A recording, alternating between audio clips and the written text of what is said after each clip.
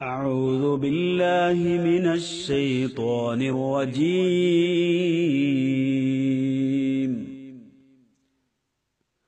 وقالوا اتخذ الرحمن ولدا لقد جئتم شيئا إدا تكاد السماوات يتفطرن منه وتنشق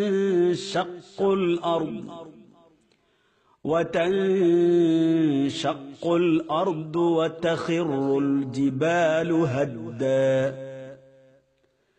أن دعوا للرحمن ولدا وما ينبغي للرحمن أن يتخذ ولدا. ഇവിടെ ഇപ്പോൾ ഓണം വരുമ്പോൾ, ക്രിസ്തുമസ് വരുമ്പോൾ, അല്ലെങ്കിൽ എന്തെങ്കിലും ആഘോഷങ്ങൾ വരുമ്പോൾ അതിന്റെ പേരിൽ ഈ മതത്തിലെ ആളുകളെ ഭിന്നിപ്പിക്കുവാനും അതിനെ തമ്മിലടിപ്പിക്കുവാനും ഇവിടെ നൂറ്റാണ്ടുകളായി നിലനിൽക്കുന്ന മതസൗഹാർദ്ദത്തിനെതിരിൽ വളരെ അപക്വമായ, വളരെ അപരിഷ്കൃതമായ ആശയങ്ങൾ വെച്ച് പിടിപ്പിച്ച് പരസ്പരം വിദ്വേഷം വളർത്തുന്ന ഒരു അപകടകരമായ ചില സൂചനകൾ കാണുന്നു. നാം ശക്തമായി അതിന്റെ എതിരിൽ നടക്കണം. ക്രിസ്തുമസുകളും ഓണവും എല്ലാം ഇവിടെ വരുന്നു. നമ്മുടെ പൂർവികന്മാർ ആ കാലഘട്ടത്തിൽ എല്ലാം ഇവിടെ ഉണ്ടായിരുന്നു. അതിനെ അവർ ആദരിച്ചിട്ടുണ്ട്, അംഗീകരിച്ചിട്ടുണ്ട്. ഇവിടെയുള്ള ആഘോഷങ്ങളെല്ലാം ഈ മനുഷ്യ സമൂഹത്തിന്റെ വിവിധ ദർശനങ്ങളുടെ സംഭാവനകളായി ഉണ്ടായ അതിനെ സൗഹാർദ്ദം നിലനിർത്തിക്കൊണ്ട് പോയ നമ്മുടെ മുൻഗാമികളാണ് നമുക്ക് പാരമ്പര്യം. അവരാണ് നമുക്ക് അനുകരണീയമായിട്ടുള്ളത്. അല്ലാതെ ഇപ്പോൾ ആരെങ്കിലും കടമെടുത്ത് പറയുന്ന വർഗീയവാദങ്ങളല്ല, വർഗീയ കാഴ്ചപ്പാടുകളല്ല. നമ്മുടെ കേരളത്തിലെ അനുഭവങ്ങളും കേരളത്തിലെ സവിശേഷതകളും മനസ്സിലാക്കാതെ ഇവിടെ ഒരു പ്രബോധകരും ഇവിടെ പെരുമാറാൻ പാടില്ല. അസ്സലാമു അലൈക്കും. അൽഹംദുലില്ലാ വസ്സലാത്തു വസ്സലാമു അലാ റസൂലില്ലാ അമ്മാ ബഅദ്. വളരെ പ്രധാനപ്പെട്ട ഒരു കാര്യം നിങ്ങളുടെ ശ്രദ്ധയിൽ കൊണ്ടുവരാനാണ് ഞാൻ സംസാരിക്കുന്നത്. അനസ് ഇബ്നു മാലിക് റളിയല്ലാഹു അൻഹുവിൽ നിന്ന് ഉദ്ധരിച്ച ഒരു ഹദീസ്, എല്ലാവർക്കും അറിയുന്ന ഹദീസ് തന്നെയാണ്. അനസ് ഇബ്നു മാലിക് റളിയല്ലാഹു അൻഹു ഖാല, അനസ് ഇബ്നു മാലിക് റളിയല്ലാഹു അൻഹു പറഞ്ഞു, ഖദിമ റസൂലുള്ളാഹി സ്വല്ലല്ലാഹു അലൈഹി വസല്ലം അൽ മദീന, മദീനയിൽ നബി സല്ലല്ലാഹു അലൈഹി വസല്ലം വന്നെത്തി. വലഹും യൗമാനി യൽഅബൂന ഫീഹിമ, അവർക്ക് 2 ദിവസം ആഘോഷ ദിവസം ഉണ്ടായിരുന്നു. ഫഖാല റസൂലുള്ളാഹി സ്വല്ലല്ലാഹു അലൈഹി വസല്ലം, അങ്ങനെ റസൂൽ സല്ലല്ലാഹു അലൈഹി വസല്ലം പറഞ്ഞു, മാ ഹാദാനി യൗമാൻ, എന്താണ് ഈ 2 ദിവസം?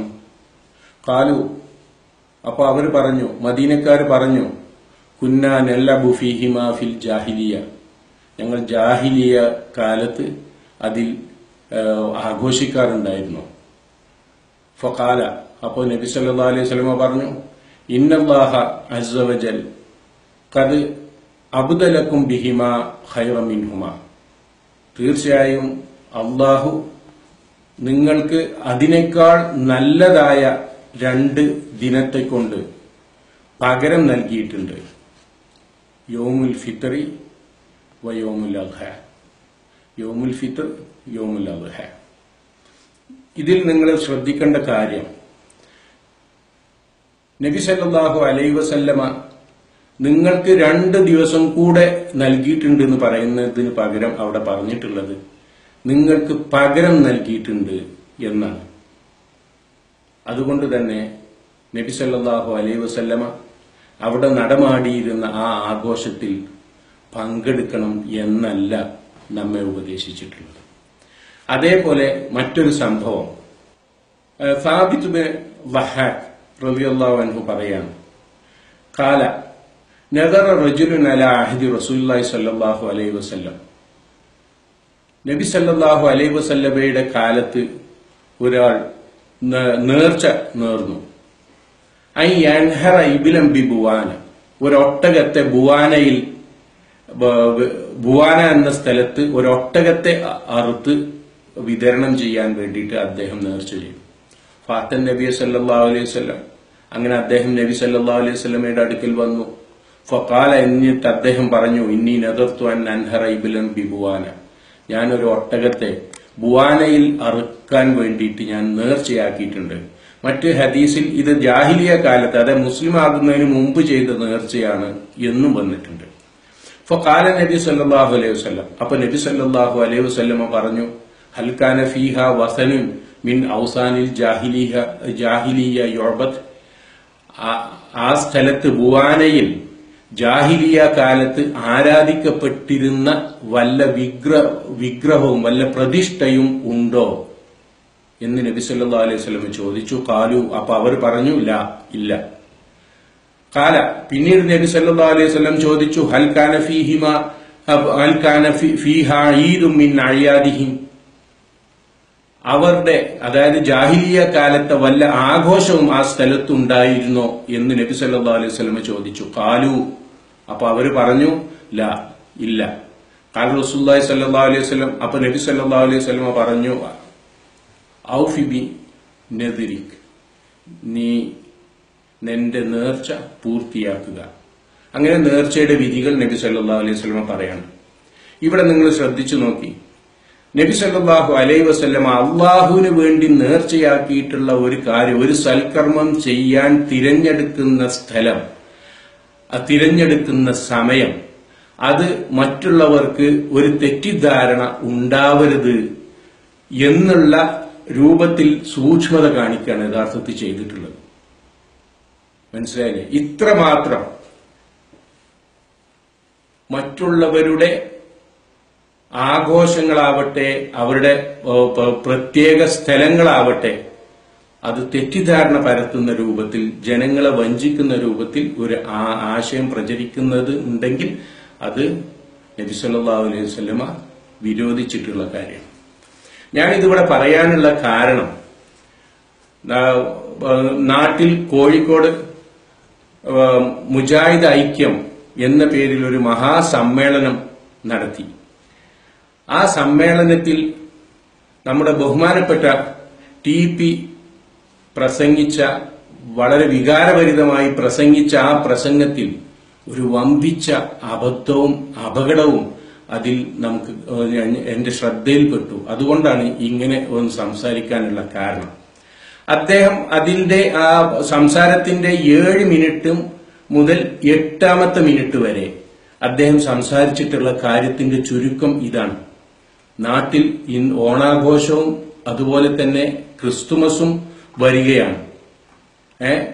എന്നാൽ നമ്മുടെ പൂർവീകർ അതിനെ ആദരിച്ച് അംഗീകരിച്ചിട്ടുണ്ടായിരുന്നു എന്നാണ് അദ്ദേഹം അവിടെ പറഞ്ഞിട്ടുള്ളത്. നമ്മുടെ മാതൃക അവരിലാണ്. യഥാർത്ഥത്തിൽ അദ്ദേഹത്തിന് അവിടെ സംസാരിച്ചപ്പോൾ പറ്റിപ്പോയിട്ടുള്ള ഒരു അബദ്ധമാണ് എന്ന് മനസ്സിലാക്കണം. നേതാക്കൾ ഖുർആനിനും ഹദീസിനും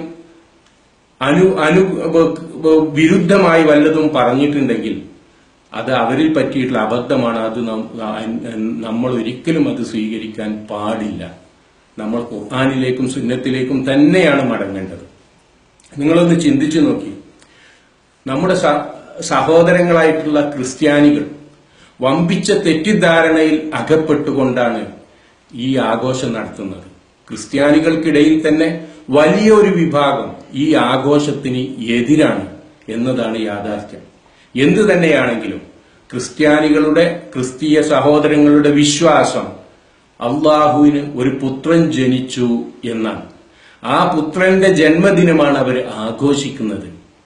യഥാർത്ഥത്തിൽ നമുക്കറിയാം ഇത് വമ്പിച്ച കഠിനമായ, വളരെ ഗുരുതരമായ ഒരു ആരോപണമാണ് എന്നുള്ളത് നമുക്ക് കൃത്യമായിട്ടറിയാം. ഇക്കാര്യം മറച്ചുവെച്ചുകൊണ്ട് നമ്മുടെ സഹോദരങ്ങളെ വഞ്ചിക്കുകയല്ലേ യഥാർത്ഥത്തിൽ നാം ചെയ്യുന്നത്? അതിലുള്ള തെറ്റ് നാമല്ല ചൂണ്ടിക്കാണിച്ചു കൊടുക്കേണ്ടത്. ഇതിന് അള്ളാഹു നമ്മയല്ലേ ഏൽപ്പിച്ചിട്ടുള്ളത്? ഖുർആനിലുള്ള സൂറത്ത് ആൽ ഇംറാനിലുള്ള 110ാമത്തെ വചനം, കുന്തും ഖൈറ ഉമ്മത്തിൻ ഉഖ്രിജത് ലിന്നാസ്, ജനങ്ങൾക്ക് വേണ്ടി പുറപ്പെടുവിക്കപ്പെട്ട ഒരു ഏറ്റവും നല്ല സമുദായമാകുന്നു നിങ്ങൾ, ഞാനും നിങ്ങളും അതിൽപ്പെട്ടവരാണ്. തഅ്മുറൂന ബിൽ മഅറൂഫ്, എന്താണ് അതിന്റെ പ്രത്യേകത? തഅ്മുറൂന ബിൽ മഅറൂഫി വതൻഹൗന അനിൽ മുൻകർ, നിങ്ങൾ നല്ല കാര്യം കൽപ്പിക്കും, ചീത്ത കാര്യത്തെ തിന്മയെ നിങ്ങൾ വിരോധിക്കുകയും ചെയ്യും. വതുഅ്മിനൂന ബില്ലാഹ്, നിങ്ങൾ അള്ളാഹുവിൽ ദൃഢമായി വിശ്വസിക്കും എന്ന് അതിനുശേഷം പറഞ്ഞിട്ടുള്ള കാര്യം നിങ്ങൾ ഒന്നുകൂടെ അടിവരയിട്ട് മനസ്സിലാക്കുക. വലൗ ആമന അഹ്ലുൽ കിതാബി ലകാന ഖൈറൻ ലഹും. അഹ്ലുൽ കിതാബ് ആരാണ് എന്ന് നമുക്കെല്ലാവർക്കും അറിയാം. അവർ വിശ്വസിച്ചിരുന്നെങ്കിൽ അത് അവർക്ക് ഖൈറാകുമായിരുന്നു. മിൻഹുമുൽ മുഅ്മിനൂന വഅക്സറുഹുമുൽ ഫാസിഖൂൻ. അവരിൽ വിശ്വാസമുള്ളവരുമുണ്ട്, എന്നാൽ അവരിൽ അധിക പേരും ഫാസിഖീങ്ങളാണ്. നിങ്ങൾ ചിന്തിച്ചു നോക്കി, ജനങ്ങൾക്ക് സത്യം പറഞ്ഞു കൊടുക്കേണ്ട നമ്മുടെ പണ്ഡിതന്മാർക്ക് പറ്റുന്ന അബദ്ധം യഥാർത്ഥത്തിൽ അത് വമ്പിച്ച ഗുരുതരമായ ഒരു അബദ്ധമാണ്. അതുകൊണ്ട് തന്നെ ഈ കാര്യം നമ്മൾ ഒരിക്കലും നമ്മൾ ആരും തന്നെ ഇത് അദ്ദേഹത്തിന് പറ്റിയിട്ടുള്ള ഒരു അബദ്ധമാണ് എന്ന് മനസ്സിലാക്കുക. ഇതാരും തന്നെ നിങ്ങൾ പിന്തുടരരുത്. ഏറ്റവും നല്ല നിലക്ക് നമുക്ക് നമ്മുടെ സഹോദരങ്ങളോട് ദഅവത്ത് നടത്തി അവർക്ക് ഈ സത്യം എന്താണെന്ന് മനസ്സിലാക്കി കൊടുക്കണം. ഇതാണ് യഥാർത്ഥത്തിൽ നമ്മൾ ചെയ്യേണ്ടത്. ഇനി ഞാൻ മറ്റൊരു കാര്യത്തിന്റെ കൂടെ പറയുകയാണ്. എന്താണെന്ന് വെച്ചാൽ, നമ്മൾ ജീവിക്കുന്നത് ഇന്ത്യ രാജ്യത്താണ്.